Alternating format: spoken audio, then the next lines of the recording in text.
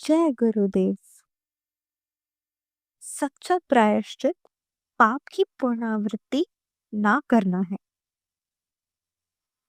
पाप एक प्रकार की अग्नि है जो जहां रहती है उसी स्थान को जलाती है।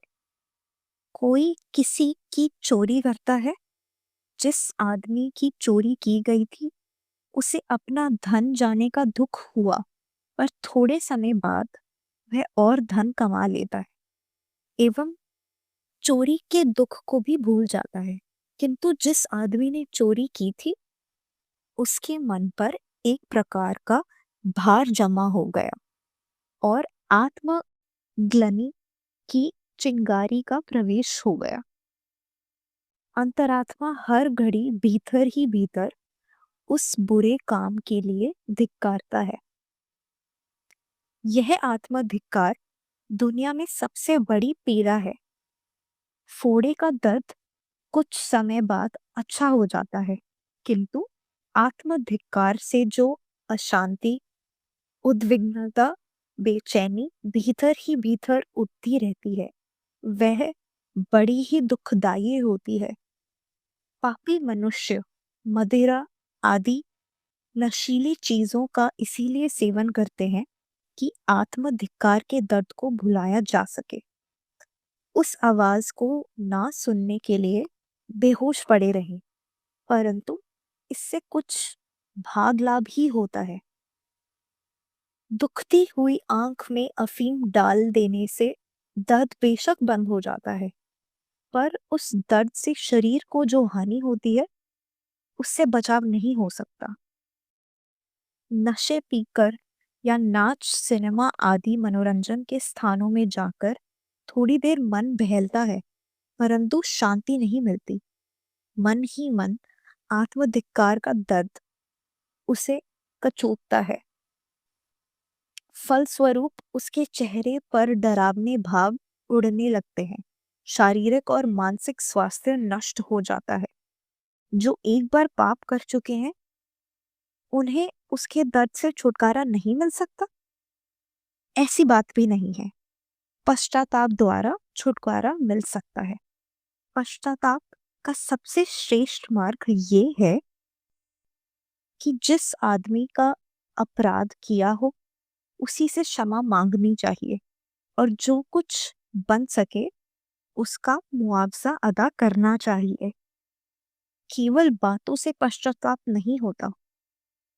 जिसने चोरी की है उसे चाहिए जिसकी चोरी की है उसके सामने अपराधी की भांति जाकर खड़ा हो और दोष स्वीकार करते हुए उसे दंड देने की प्रार्थना करे। वह जो दंड दे उसे स्वीकार करे। यदि वह उदारतावश बिल्कुल भी माफ कर दे तो भी यूं ही नहीं बैठ जाना चाहिए।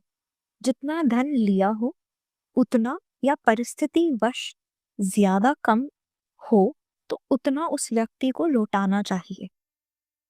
यदि वह ना ले तो अधिकारी पात्रों को दान कर देना चाहिए। इतने दिनों तक वह पाप मन में छिपा रहा, इसीलिए मन भी गंदा हो गया। जिस स्थान पर मृत्यु शरीर पड़ा रहता है वह अपवित्र समझा जाता है। उसे शुद्ध करने की आवश्यकता होती है। मन शरीर का अंग है, इसीलिए शारीरिक शुद्धि के लिए उपवास करना चाहिए। सच्चा प्रायश्चित पाप की पुनरावृत्ति ना करना है। परमात्मा को साक्षी देकर दृढ़ प्रतिज्ञा करनी चाहिए कि भविष्य में ऐसा पाप फिर कभी ना करूंगा। अपने पूर्व को प्रकट कर देने भी अच्छा प्रायश्चित है। गौ हत्या करने पर गौ की पूंछ हाथ में लेकर जगह जगह जाना, अपने अपराध की घोषणा करते फिरना का हिंदू धर्म शास्त्रों में विधान है।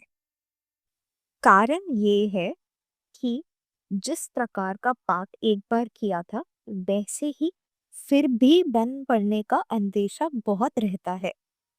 पाप को प्रकट करने पर सर्वसाधारण को मालूम हो जाता है कि इसने अमुक कार्य ऐसा किया था, अथवा वह सावधान रहते हैं और उस व्यक्ति को फिर पास करने का मौका ही नहीं मिलता। यदि सच्चे हृदय से पाप का प्रायश्चित किया जाए तो उसके भयानक परिणाम से छुटकारा मिल सकता है और पाप नष्ट हो सकता है। अखंड ज्योति पत्रिका, फरवरी 1941, पृष्ठ 10। जय गुरुदेव।